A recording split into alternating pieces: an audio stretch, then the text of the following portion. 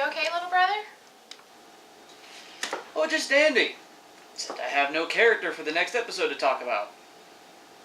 Don't you have a list?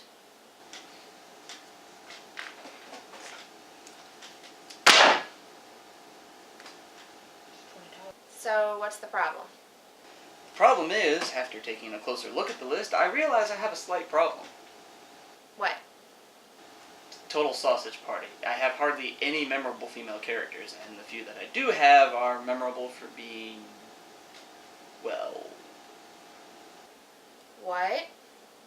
Oh, help me, I'm a poor little defenseless girl. I can't do anything by myself without a man's help.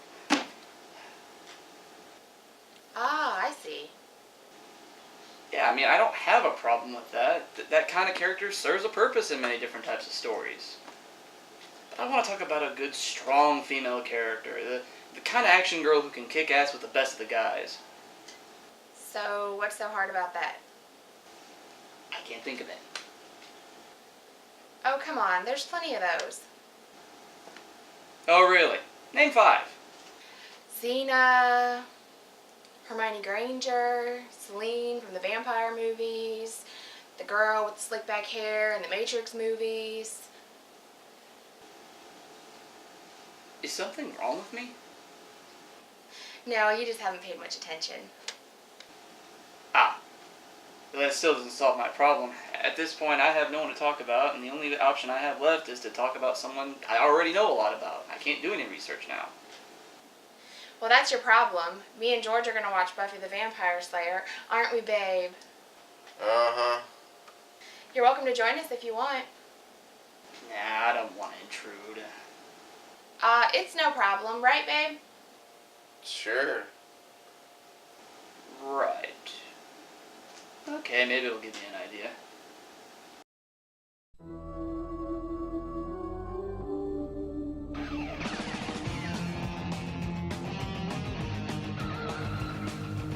Oh God, I'm such an idiot! Well, I wasn't going to say anything. No, don't you get it? I could do an entire episode on Buffy!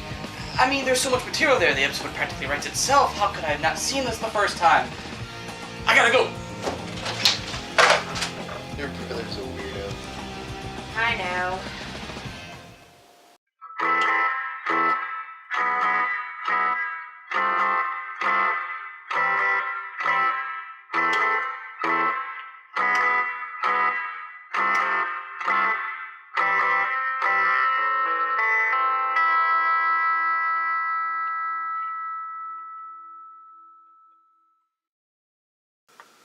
Hello and welcome to another episode of Judge a Character. As always, I'm your host, Steve. You know, I've heard a lot of talk about feminism lately. Now, I've never given it much thought, mainly because I've always been raised to think of the genders as equal, and to think otherwise is rather pointless.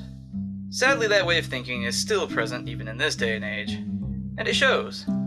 Fiction has always been a mirror to society and what is going on, which is why certain films or books from yesteryear might not seem appropriate for the modern viewer. It's a form of values dissonance. One such casualty of this are female characters in fiction. For generations, up until the 19th and early 20th centuries, women had been less than equal. Those with an extra X chromosome were often treated as, at best, second-rate citizens and, at worst, property. Then feminism came along. Problem solved, right? Yeah, I keep thinking that. Feminism can be broken down into 3 separate waves. First wave feminism came in the early 1900s with women protesting for the right to vote, among other things. The 19th Amendment was ratified in 1920, giving women that freedom. Second wave feminism came about in the 1960s, hitting its stride in the 70s, and is the most easily recognized form of feminism. Whereas the first wave was about the right to vote and hold property, second wave feminism dealt more with several social issues, such as sexuality, family, and the workplace. It was in this wave that we saw more women doing jobs that had once been done by men, as well as the landmark case of Roe v. Wade. Fiction took note of this, and we started seeing more female characters that were less girly girl, characters that better represented the movement of the time. Second wave feminism continued into the 80s, and while it didn't achieve all of the goals it set out, it did manage to make some changes. The third and current wave of feminism began in the 90s and is more focused on issues such as rape and gender violence, among other things. So what does all this have to do with tonight's character? Well, tonight's character is probably one of the best examples of equality between the sexes, due primarily in part to how much ass she kicks. Ladies and gentlemen, say hello to Buffy Summers. Cue the music! In 1992, a young man wrote a script for a movie that sought to turn a common horror staple on its head. The imagery of the young blonde cheerleader getting killed by the monster in a dark alley. Only in his mind, the monster was the victim, slain by the girl. The movie was Buffy the Vampire Slayer. And the man's name was Joss Whedon.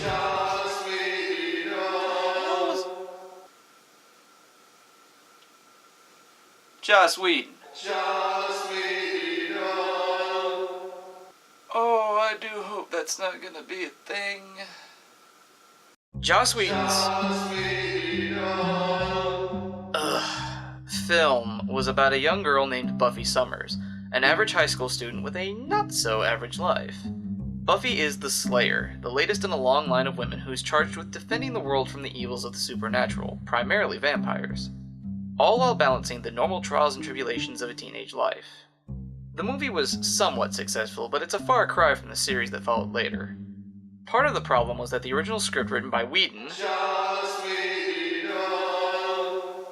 was butchered by executive meddling. If this is gonna keep being a thing, then there's gonna be some serious pain! Come on, people, let's focus! In 1997, Josiah almost let that one slip. Got another chance to tell the story he wanted to tell, this time with the help of the WB network. And from this, we got one of the most well-known female protagonists in recent memory, possibly of all time. When asked who their top favorite female characters are, people usually tend to list Buffy at minimum in the top 3 list, and for good reason. How many other female characters do you know that can go toe-to-toe with vampires and demons and crack puns all the while? But what makes her a truly memorable character? Okay, let's get the obvious out of the way, since I made such a big deal about feminism at the start of this. One of the goals of third wave feminism was to change how women were portrayed in media, wanting stronger role models for women. Buffy is one of the main characters that perhaps best summarizes this ideal. As in the movie, Buffy is the Slayer, a warrior against the forces of darkness and the latest in the line. As part of her duties as a Slayer, Buffy is tasked with hunting down vampires and other unpleasant creatures of the night in order to kill them and protect humanity. This is the first important point of how awesome a character Buffy is. Buffy dishes out as much pain as any male action star out there. In fact, even more. I can't think of too many films that had Arnold Schwarzenegger in them where he went off and killed a whole bunch of people and then went shoe shopping. Oh, there's some horrible imagery of Arnold Schwarzenegger for you.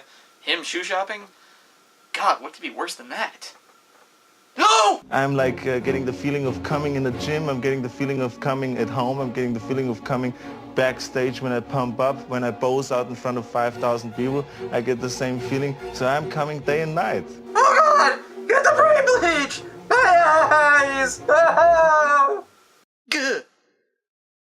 Anyway, Buffy's appeal, at least as far as the feminist angle is concerned, is that she subverts many of the standard tropes that have long since been associated with women in fiction. Damsel in distress? Not this girl.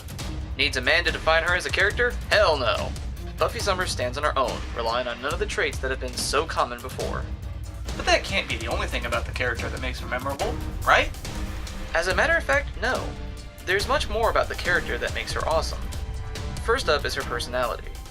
Unlike other Slayers before her, Buffy actually attempts to maintain something of a normal life, going out and keeping close friends. In the early seasons, this provides a large amount of the story, Buffy balancing her normal life with her Slayer life. It also shows a certain element of her personality. She at first tends to shirk her duties so that she can be a normal girl, demonstrating some of her more flippant thoughts.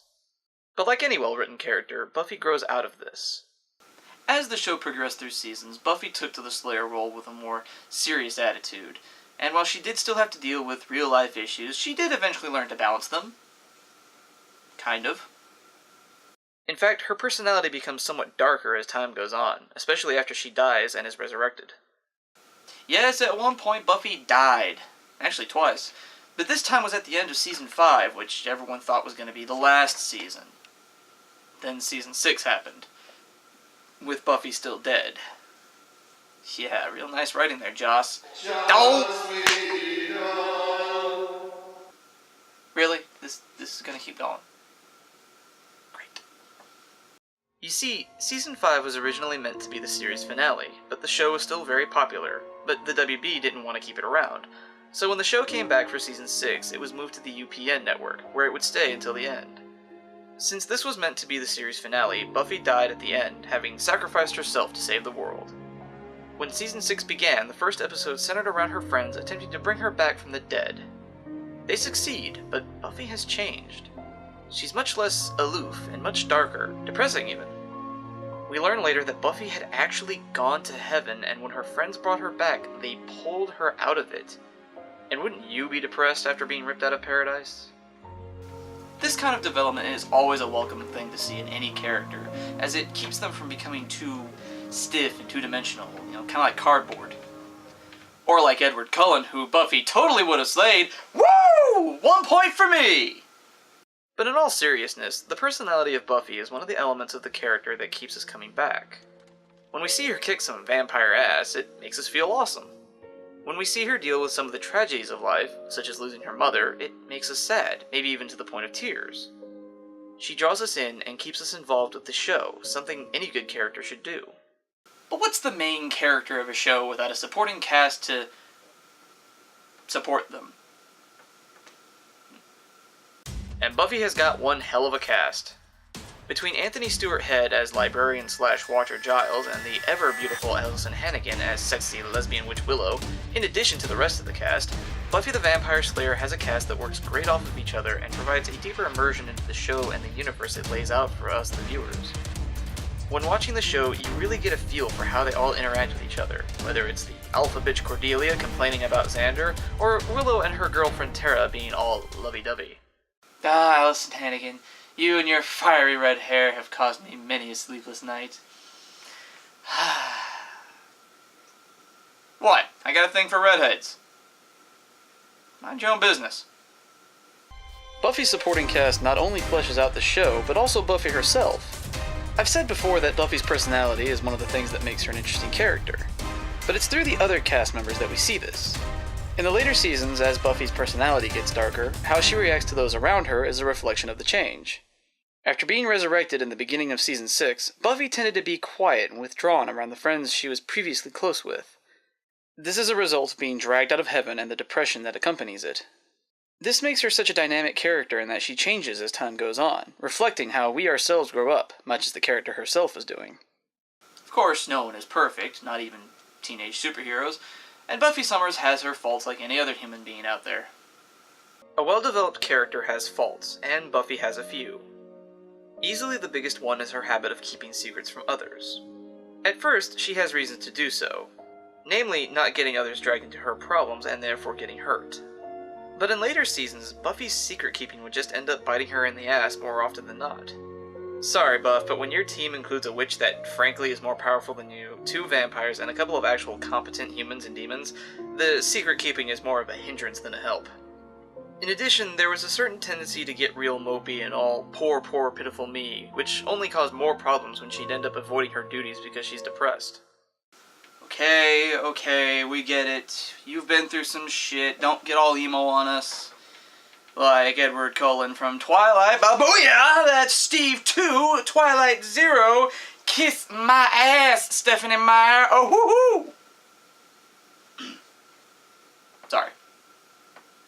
Finally, there's the actress herself. As I said in the Indiana Jones episode, any character in a visual medium such as TV or film is only going to be as good as the actor portraying them. Buffy has been played by 2 different actresses. First, there was Kristy Swanson from the film. Swanson does a good job playing Buffy, even though she was working with a butchered version of the script written by Joss.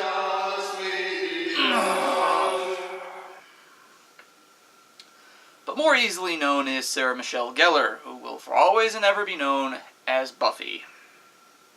Gellar's portrayal as Buffy is much more in line with you-know-who's original idea of the character, and she does a fantastic job of it.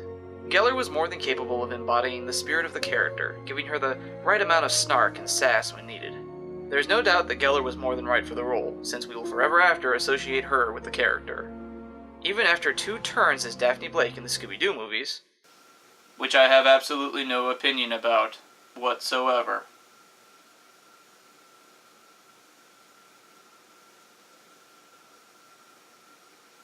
Gellar is and always will be Buffy, to the point that other roles she takes tend to reference this, even in video games.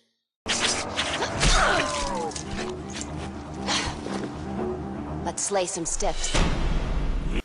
You know, they just need to go ahead and make a Call of Duty Zombies game that's nothing but zombies and just get it over with.